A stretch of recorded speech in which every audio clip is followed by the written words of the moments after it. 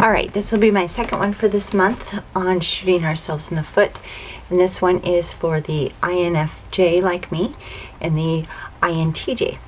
Don't worry, I'll cover all of them. I'm just going to do for a month though, because I'm always stretched for time here.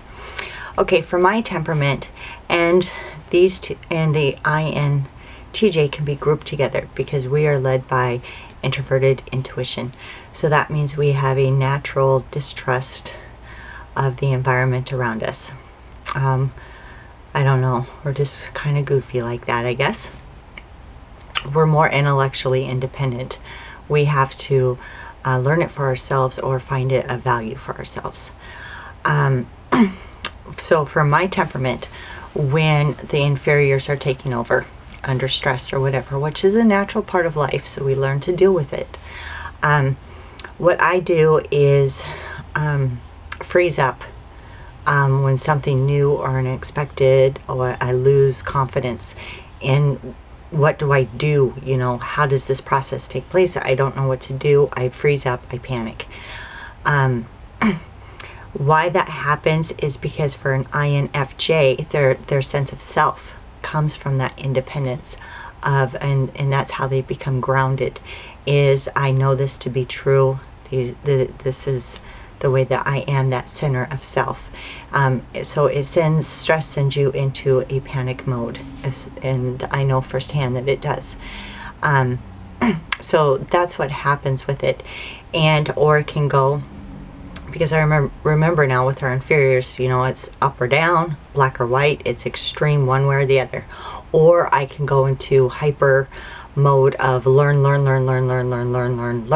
and get excessive in it, and master it well beyond what I even need to do to get the task done.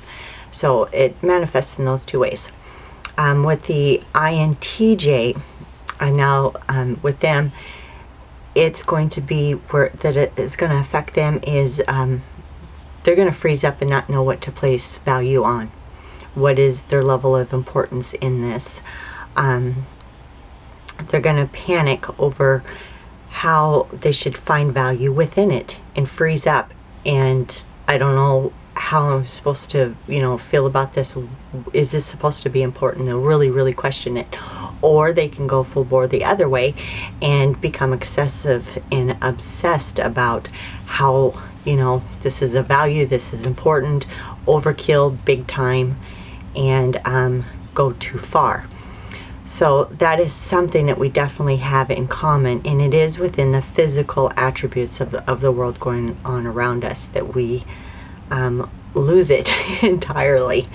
I will either just blindly move furniture to try and establish some kind of control and sense of order in my environment, or I get obsessed with like how, you know, the process of my paperwork goes exactly so, or whatever. It's ridiculous. Or learning that new skill. The INTJs, you'll be doing the same thing. You know, we really have to recognize that in our physical environment, we're pretty much oblivious to it most of the time. And when things are uncertain or something new happens within that environment, it really affects us, and we have to learn to be okay with that so that we can learn to cope with it.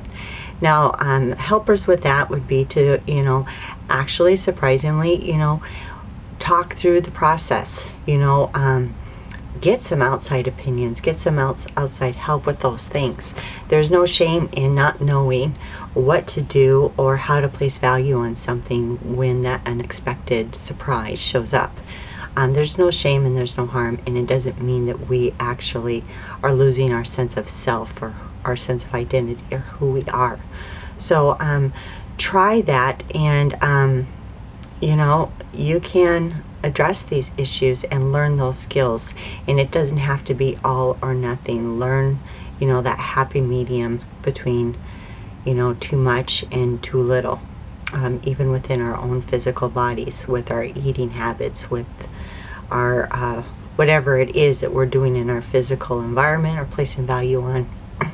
You know, be mindful. Okay, this is just stress, you know, blah blah blah. Reason with yourself, because our two temperaments have very strong mental capacities, and it wouldn't have happened that way if you couldn't handle it. And if you get too overwhelmed, ask for help. There's no shame in that. Until next month, goodbye.